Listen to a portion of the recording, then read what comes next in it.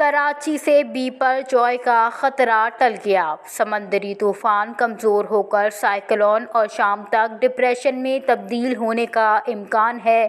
N D M اے کے مطابق طوفان کیٹی بندر سے 125 کلومیٹر جنوب مشرق میں ہے، جبکہ کراچی سے 200 کلومیٹر کے فاصلے پر موجود ہے۔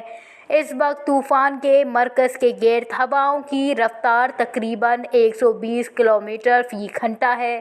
این ڈی ایم اے کے مطابق طوفان کے باعث شمال مشرقی بحر عرب میں لہریں 10 سے 15 فٹ تک بلند ہو سکتی ہیں، جبکہ کیٹی بندر اور اطراف میں لہریں 6 سے 8 فٹ تک بلند ہو سکتی ہیں۔ کراچی، حیدرآباد، ٹنڈو محمد خان، ٹنڈو لیار، شہید بے نظیر آباد اور سانگڑ میں آج تیز ہوا اور گرج چمک کے ساتھ بارش کا امکان ہے۔ این ڈی ایم اے کے مطابق ہوائیں 30 سے 25 کلومیٹر فی گھنٹے کی رفتار سے چل سکتی ہیں، جبکہ سندھ اور مکران کے ساحلی علاقوں میں طوفانی رہ سکتی ہے۔ ٹھٹہ، سجاول، بدین، تھرپارکر، میرپور خاص اور عمر کوٹ کے اضلاع میں 17 جون تک تیز ہواؤں کے ساتھ بارش کا امکان ہے۔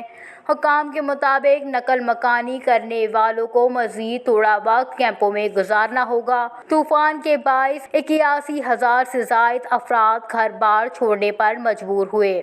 نیشنل ڈیزاسٹر مینجمنٹ اتھارٹی کے مطابق سمندری طوفان بیپر جوائے نے بھارتی گجرات کی ساحلی پٹی پر لینڈ فال مکمل کر لیا ہے۔